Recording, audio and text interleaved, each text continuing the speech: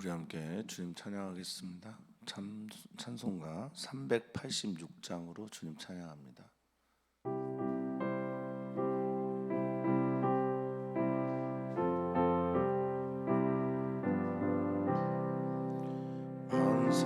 만세반석 열린 곳에 내가 숨어 있으니 원수마귀 손 못 대고 만난 풍파 없도다.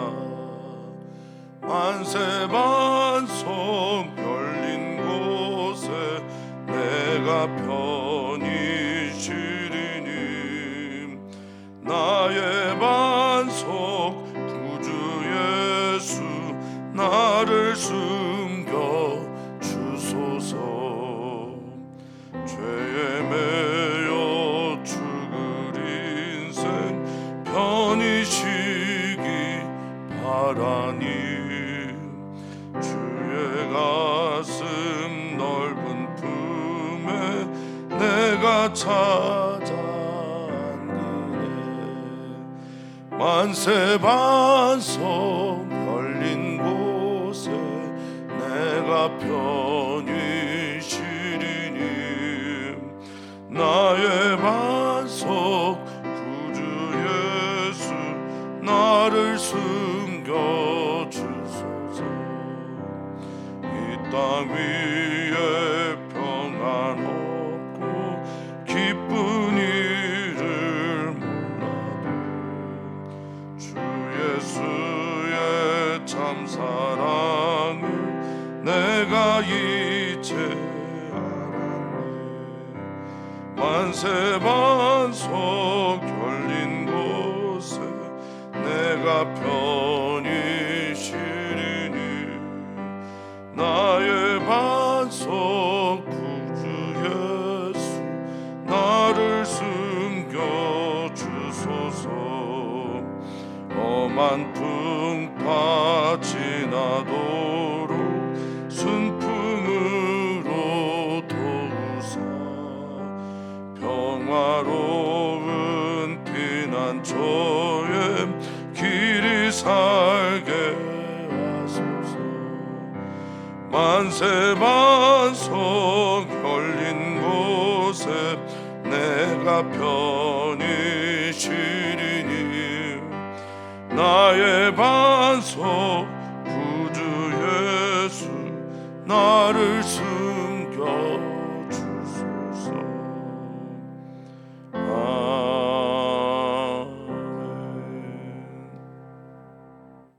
아멘.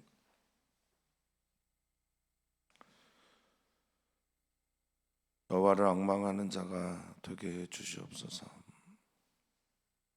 독수리 날개치며 올라가며 새 힘을 얻는 여호와를 앙망하는 자 되게 하여 주시옵소서. 오늘 한 주의 시작에 주님께 나와 우리의 머리를 조아리며 나로 살지 않고 주님으로 살기를 소망하여 이 예배 자리에 섭니다.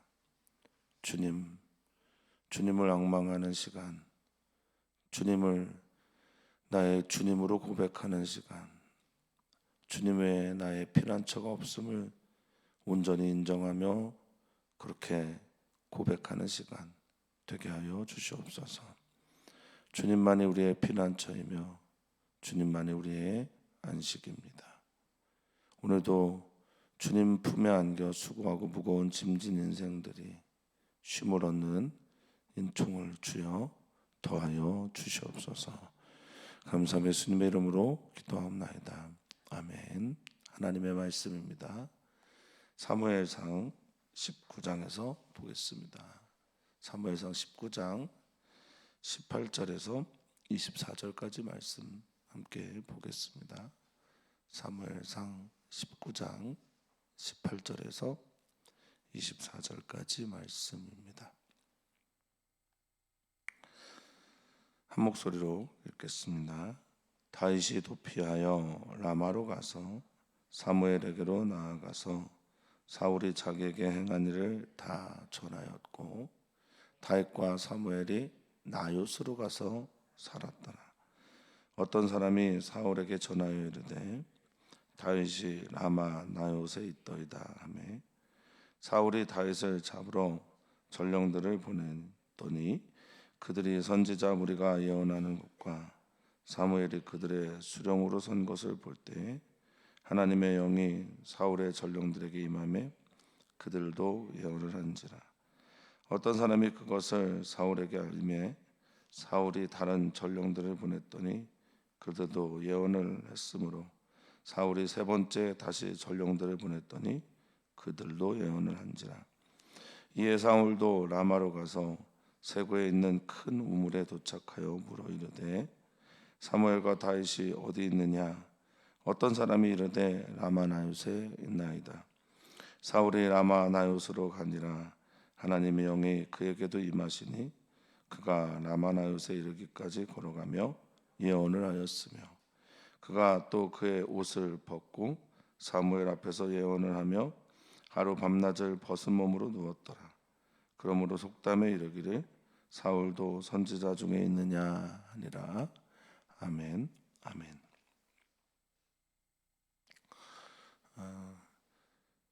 다윗 왕의 일대기를 우리가 잘 알고 있지만 누구나 다윗 왕이 왕이 된 이후에 그의 치적을 기억하지 다윗 왕의 과정에 이르기까지의 이야기들은 잘 기억하려고 하지 않습니다.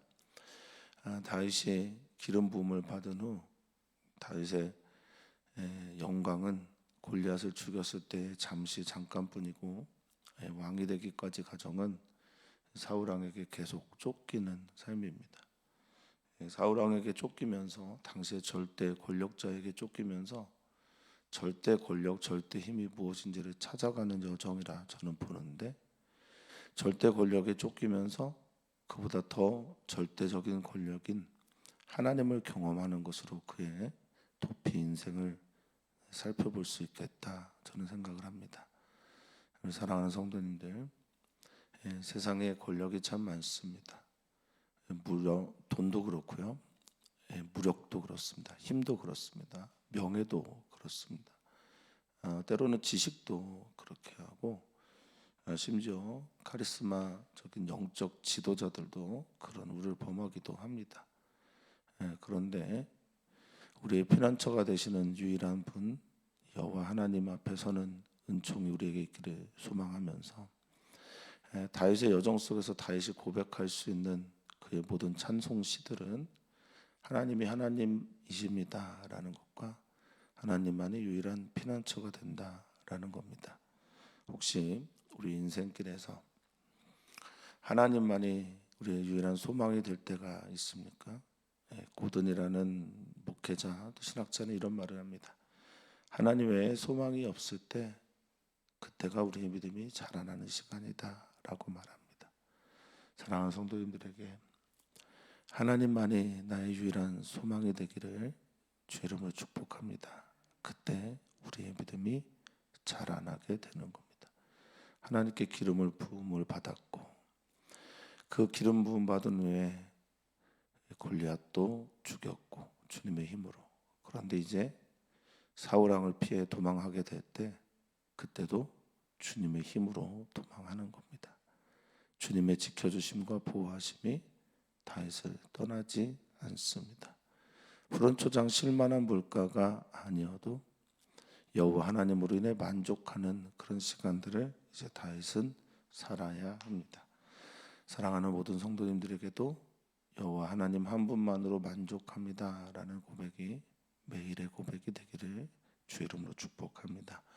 19장에서 다윗을 죽이려고 하는 사울 왕에게 요나단이 먼저 찾아가서 이성적일 때 말을 하는데 사울이 그때는 잘 받아들이는 것처럼 보였다가 다윗을 다시 보니까 악령에 사로잡혀서 창을 들어 그를 죽이려고 합니다.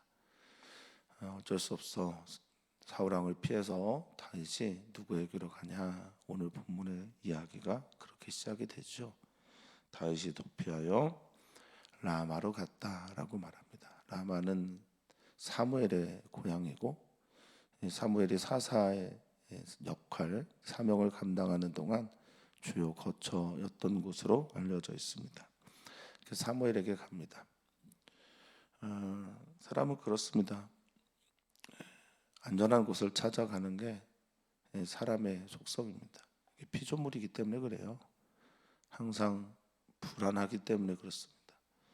모든 철학자들이 말하지만 불안이라는 건 인간의 존재 근원 중에 하나입니다. 평안이 없다는 뜻이죠. 피조물이 그렇습니다. 스스로 선자가 아니기 때문에 그렇습니다. 하나님이 아니기 때문에 그렇다는 거예요. 그러나 우리는 언제나 안전한 곳을 찾습니다. 다윗도 안전한 곳이라 생각하는 사무엘에게 갑니다. 여기 도망하다라는 말, 도피하다라는 말을 우리는 그냥 한 단어로 이렇게 표현을 했는데요. 히브리 원어에서 보면 두 단어를 씁니다. 하나는 말라트, 또 하나는 바라흐, 이렇게 두 단어를 써서 도피에 대해 설명을 하고 있어요. 이 말라트는 도망하다라는 뜻도 있습니다만 평탄하다, 놓아주다, 해방시키다라는 뜻이 있어요. 그래서 해방의 자리로, 도망의 자리로, 안전의 자리로 나아간 것을 말합니다. 그러니까 말라트, 안전을 향해 바라흐라고 하는 단어는 달려갔다는 뜻이에요. 그러니까 불안했던 겁니다. 걱정됐던 겁니다. 살고 싶었던 거죠. 사무엘에게 나아갑니다. 사람이 안전하지 않아요. 또 사람이 만든 요새도 안전하지 않습니다. 그 이후에 누가 우리와 함께 하느냐에 따라서 그의 안전이 보장되고 드러나게 된다는 것을 우리는 말씀을 통해 알아야 합니다. 사무엘이 아니라 하나님이 다윗과 사무엘을 지켜주는 겁니다. 하나님께서 우리를 안전하게 보호해 주시는 거죠. 언제나 하나님께서 우리와 함께 하심으로 임마누엘 대신 하나님으로 인해 그 안전한 포구에 머무는 배처럼 살아가시기를 소망합니다. 자, 사무엘에게 나아가 사울이 자기에게 했던 일을 다 고해바칩니다. 말합니다. 한 2주 동안의 선교 여행을 하는 동안 제가 뭐 한 게 별로 없는데 가서 선교사님들이 한 얘기들을 좀 들었습니다. 외로웠겠고 또 힘들었겠고 또 그동안 하나님이 하셨던 일들도 있었을 겁니다. 만나서 얘기하고 싶고 전해주고 싶은 말들이 있었을 겁니다. 상처는 대체로 내가 내 상처들을 말하면서 아물기 마련입니다. 그래서 우리 주변에 내 얘기를 경청하고 들어주는 사람이 있으면 참 좋습니다. 봄이죠. 봄 소식이 이렇게 우리에게 찾아오는데 내가 누군가에게 이런 봄과 같은 사람이 되면 좋겠다 싶기도 합니다. 사무엘이 다윗의 이야기를 듣듯이 전하는 말하는 사람이 아니라 오늘 들어주는 사람도 괜찮다. 내가 무언가를 사람들에게 전해주는 사람 되는 것도 좋지만 누군가의 이야기를 들어주는 사람도 괜찮다 생각해 보게 됩니다. 이 전하다라는 히브리어는 나가드라는 말입니다. 빛으로 가까이 오다는 뜻을 가지고 있어요. 그래서 자신의 이야기들을 빛으로 가까이 가져오게 합니다. 자, 이제 라마에서 그들이 둘이 나요스로 옮겨가는데요. 나요시라는 곳이 좀 재밌는 해석이 많습니다.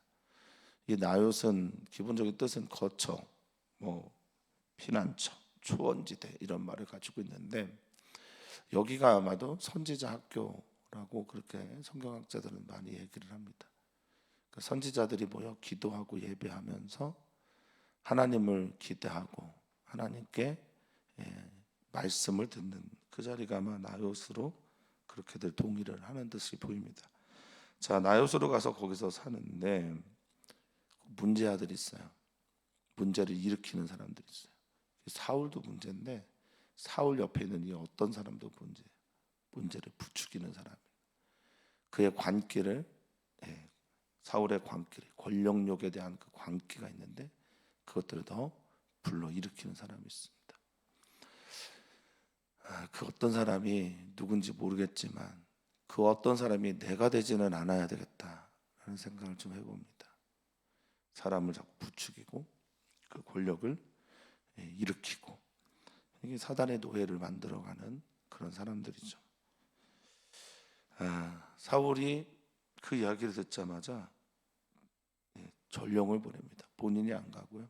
어디 있는지 알았으니까 전령들을 보내는데, 여기서부터 하나님의 역사가 일어납니다. 그 나요시 어떤 곳인가 했더니 그곳에서 선지자 무리가 예언을 하고, 또 사무엘이 그들의 수령으로 서 있습니다. 사무엘이 그 모든 곳의 리더였다는 거죠.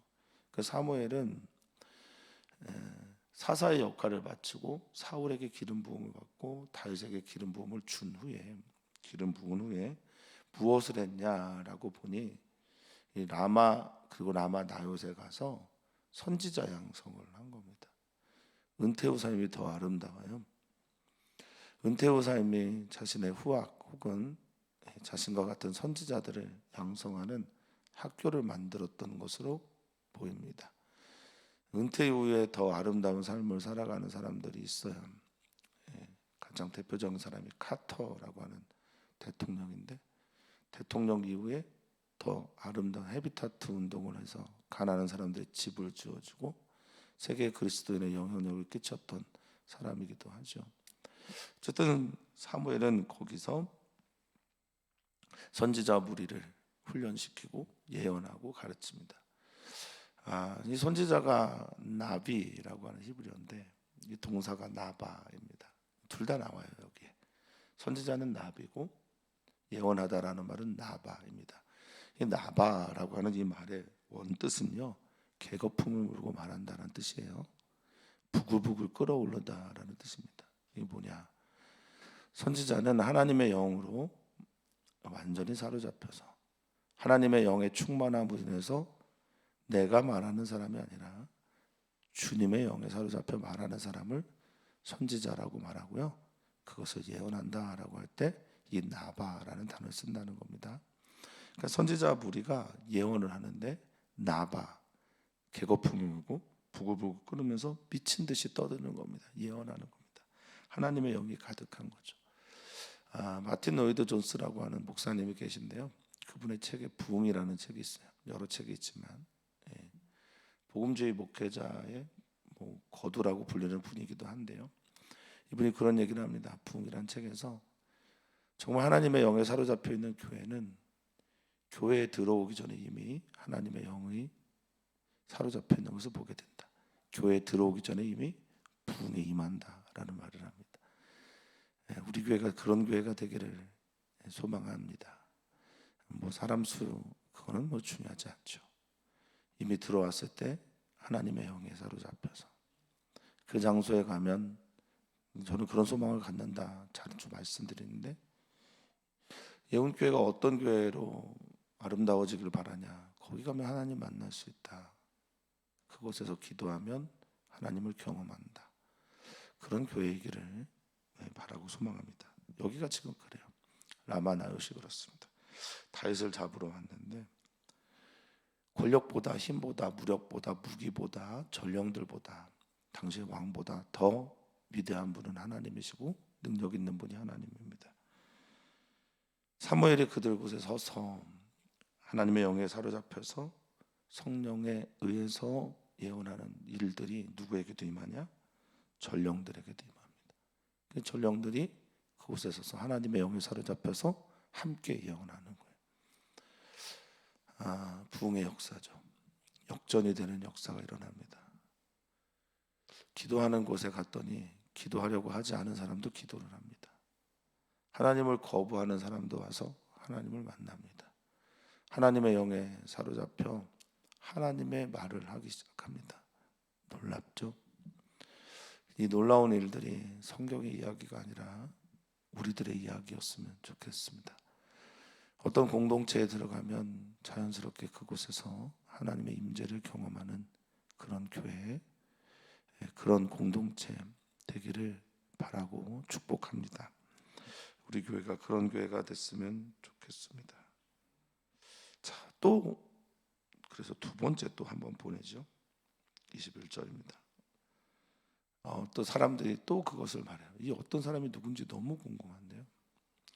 성경이 말하지 않는 것을 보니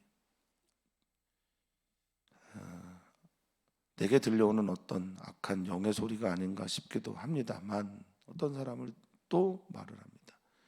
그런데 성도님들 꼭 생각해 봐야 될 일이 있습니다. 누군가 어떤 이야기를 할 때 그걸 듣는 사람이 나라는 거예요. 누군가 어떤 말을 할 때 악을 조장하고 악한 말들을 하고 권력을 부추기고 다윗을 잡으러 가야 됩니다라고 말을 할 때 그 얘기를 듣는 건 다름 아닌 사울이에요. 결정을 그가 하는 겁니다. 그러니까 어떤 사람보다 더 중요한 건, 어떤 사람이 전하는 그 내용보다 더 중요한 건 그걸 듣는 나라는 겁니다. 사울이 그걸 들어요. 그리고 그렇게 삽니다. 이게 문제인 거예요. 안 할 수 있거든요. 거절할 수 있거든요. 그런데 또 한 번 전령을 보냅니다. 그래서 2차례, 3차례 동일한 역사가 일어납니다.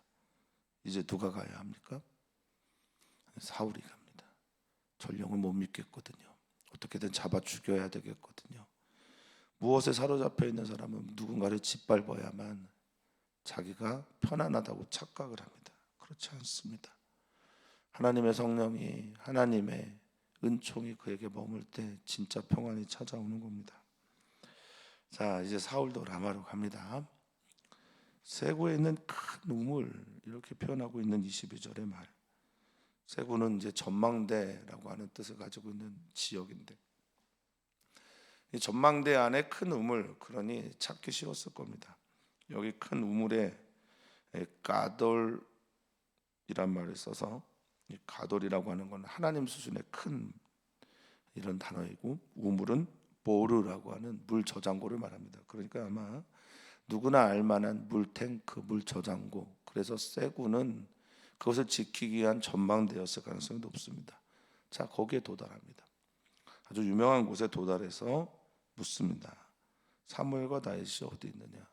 뭐 본인이 다 듣고 알고 있는데 라마야 나요새 있다라는 것을 굳이 확인합니다. 여기에는 어떤 의미가 들어가 있냐? 반드시 내가 잡고 반드시 죽일 거고 반드시 가서 내 힘으로, 내 권력으로, 또 내 욕망으로 나를 채우겠다라고 하는 의지의 표현이 여기 들어가 있습니다. 들어갑니다. 자, 사울이 라마나요스로 가는데 가기도 전에 이미 하나님의 영이 그에게 임합니다. 악령에 사로잡혀 있는 사울에게 하나님의 영이 임합니다.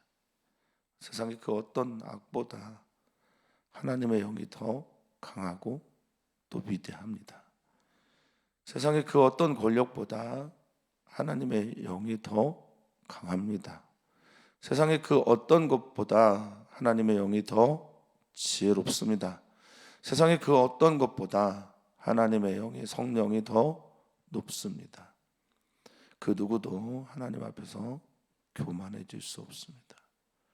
하나님의 말씀을 자신에게 맞추려고 하는 모든 종류의 시도도 해서는 안 되는 일입니다. 우리는 그저 겸손하게 주님의 말씀에 우리의 말들을, 또 우리의 삶들을 교정해야 합니다. 자, 사울이 라마노에스로 가자마자 하나님의 영이 그에게 임합니다. 여기 임하다라는 단어가 하야라는 동사를 씁니다. 있다, 존재하다, 이런 단어로 주로 쓰이는 이 하야는 때로는 속하다, 사로잡다라는 말로도 쓰입니다. 지금 하나님의 영이 임했다라는 말은 단순하게 사울 왕에게 있다라는 게 아니에요. 사울 왕을 완전히 사로잡았다라는 말입니다. 성령의 충만한 삶, 우리는 사모합니다. 하나님의 영에 사로잡히는 은혜를 우리는 바랍니다.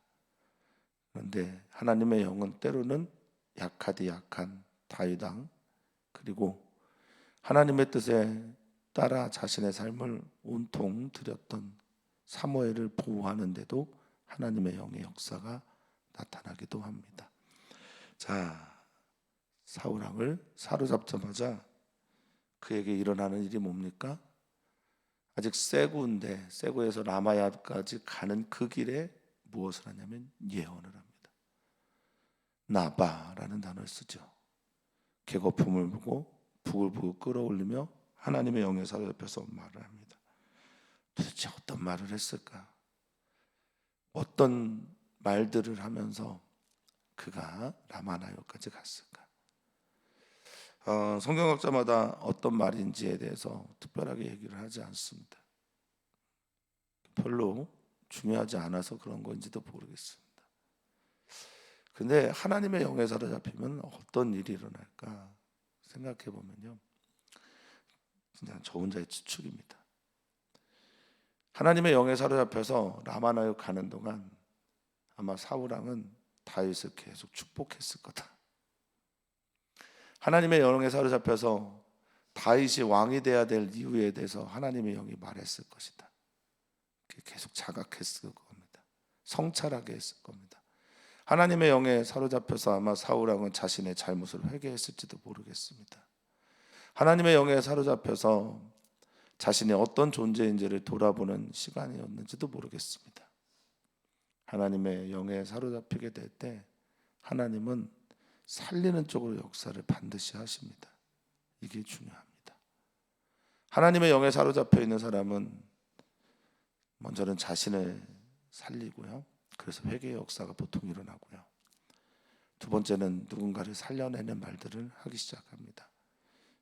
저는 그렇게 믿습니다. 하나님의 영에 사로잡혔다고 하면서 누군가를 저주하고 혐오의 말들을, 배제의 말들을 거침없이 내뱉는 사람들은 저는 하나님의 영에 사로잡혔다고 믿지 않습니다. 가까이 하려고 하지도 않습니다. 물론 어쩔 수 없이 가까이 하게 될 때는 그들의 말에 영향받지 않으려고 몸부림치기도 합니다. 사랑하는 성도님들은 하나님의 영에 사로잡혀 있습니까? 하나님의 영에 사로잡혀 있는 사람들은 자신의 죄를 하나님 앞에 낱낱이 구하고 누군가를 살리는 일에 말들을 내뱉습니다. 은혜가 있기를 축복합니다. 오늘 하나님의 영에 사로잡히기를 정말 원한다면 성령이 내게 임하시면 권능을 받고 땅끝까지 주님의 증인이 되는 은총이 우리들에게 있으리라 믿습니다. 자, 이제 어떻게까지 하나님의 영이 그를 사로잡았냐? 옷을 벗기고 사무엘 앞에서 예언을 합니다. 자, 그 하루 밤낮 어떤 시간입니까? 다윗이 도망가야 하는 시간들입니다. 하나님의 영이 그를 사로잡았고 하나님의 영이 그를 사로잡아 예언을 하면서 사무엘 앞에서 예언을 하는 모습을 보면 진짜 이스라엘의 통치자가 누군지를 다시 한번 가르쳐주고 전해주는 듯합니다. 그러므로 속담에 이르기를 사울도 선지자 중에 있느냐 이런 말을 하면서 이 일들이 사울을 조롱하는 말들이 됩니다.